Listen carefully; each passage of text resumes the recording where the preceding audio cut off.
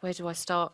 I'm sure the Chinese government must be sitting back and saying, okay, let's, take some advice from the British government, about Falkland Islands, Northern Ireland, and say, you know what? And if they do, they'll probably send a few dozen soldiers in and kill a few people and, and take authority that way. So if China does go by the UK's example, then there'll be a few dead bodies, and then I'm sure that will all be resolved and they can continue their authority stamp.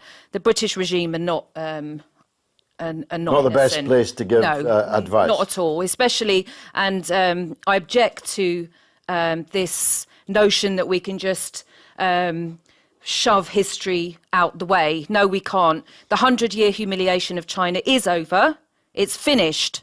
And to have built for a so-called democratic regime of the UK to take hold of a country and to sell opium to the Chinese in exchange for tea, to sell back into the UK, and that's how the history of Hong Kong was made, and we're just going to forget about that?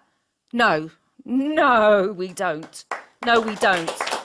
It was built on drugs, and we don't just forget about that conveniently when we decide to do that, because 100 years from now, we're not going to repeat history. And also media has a huge effect. It's funny how we're focusing media on all these demonstrations. Oh, there's 2 million people on the streets, in Hong Kong. And there's also many people in Bahrain. There's also actually many people in Syria supporting their government. What about France? It's only 29 miles away, and there's every Saturday afternoon. There's not. I mean, come on, exactly. The numbers. There's protesters killed in France, and I'll tell you what. Let's get out on the streets of London and protest against the British regime. Let's do that, because I'll tell you what, there'll be a few dozen water cannons and a few dozen soldiers pointing guns at your head and making sure you stay silent. So let's put that to the test first. Let's come let's come and talk about what's going on in the UK, and let's see how we're treated here. We could try and hang a Russian flag in the British Parliament. Let's do that. Let's take this gentleman here at the front. I'm originally from Iraq, and I'm very glad to be here with you guys. Thank you. It's regarding the Hong Kong issue. I think there's a big picture to this.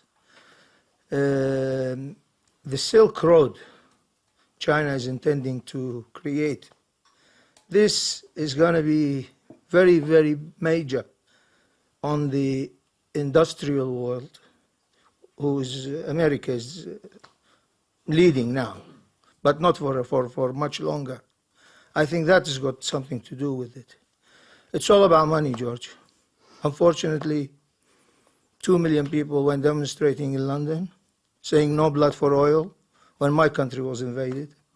And even the Pope John Paul II said it's going to be a catastrophe in Iraq if the invasion was going to happen, and it happened. And it killed members of my family, destroyed the country, and look where we are now in Iraq. So please don't interfere in other people's business. Let them take care of themselves. Let them sort out their own issues. And the West cannot carry on interfering into other people's business for their own interest forever. It's not right.